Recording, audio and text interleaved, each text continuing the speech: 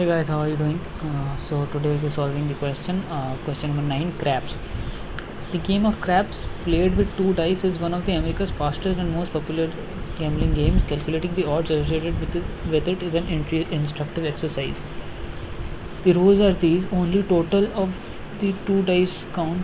Okay, totals of the 2 dice count. The player throws the die and wins if the total for the first throw is 7 or 11, loses at once. Okay, wins at once if 7 or 11, loses at once if 2, 3, 12.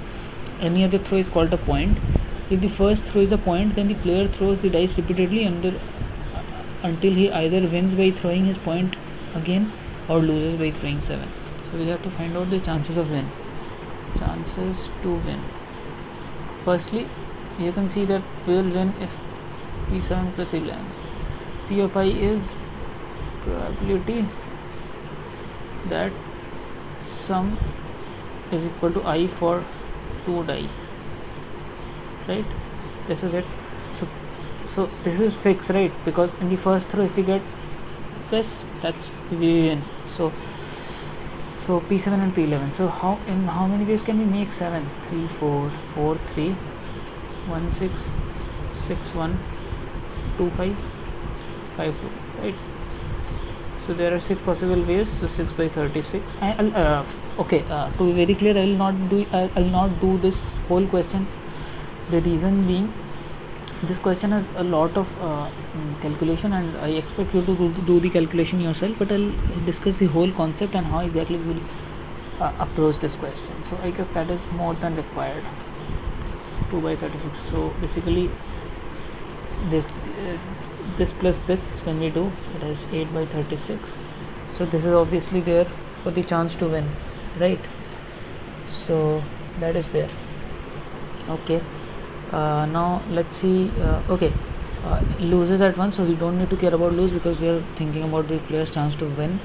Okay, so now any other point. So 2, 3, 12, 7 or 11. 2, 3, 12, 7 or 11. These cannot be a point, right?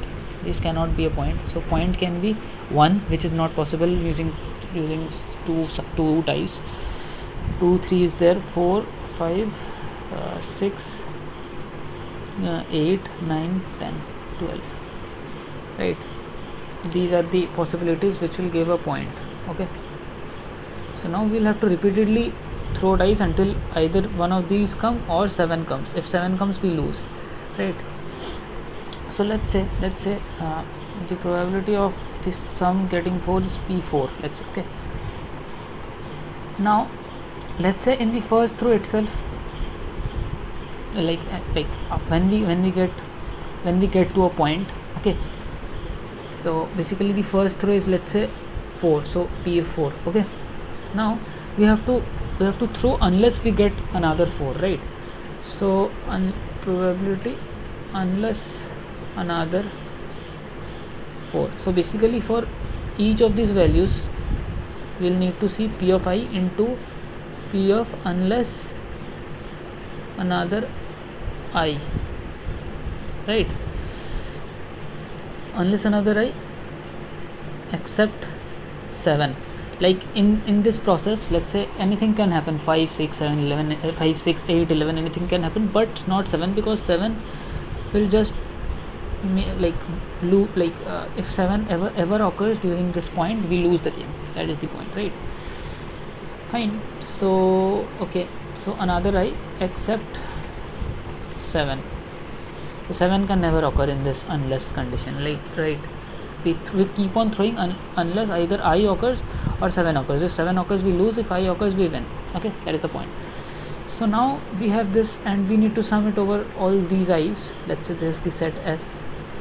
So summation over all I belongs to S. Okay, but we need to find out p of unless another I except 7, right? We need to find out this. So how exactly do we find out this? We know, let's say the first throw gives us I sum. Okay, that is the probability pi. Okay, let's say the first sum A first throw doesn't give us the sum of I. So should we write 1 minus pi? No, because in 1 minus pi there will be the probability of 7 too. We don't need 7 because we are thinking only about winning, right? We are finding the winning probability.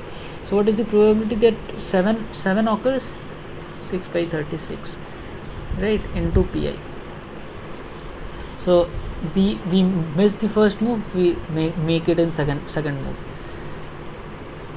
If you simplify this, you will get to see 5 by 6. So basically we miss the first two moves and not get a 7 into and we get it in third move, and so on until infinity. So if you check this out, you will see the probability will be pi by 1 minus 5 by 6 pi, because this is the GP sum, right? GP sum, infinite GP sum. So this is pi, and hence pi by 1 plus 6 pi.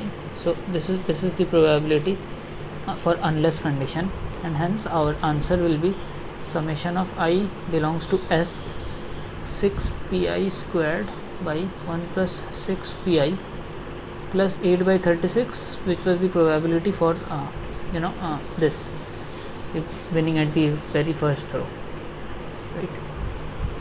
So this is it. So this is the answer. I am not calculating this with you. I think you can calculate the pi for each sum, I hope. If you cannot, you just write down all the ordered pairs in a brute method and then count for each sum. That is also fine. And that is it.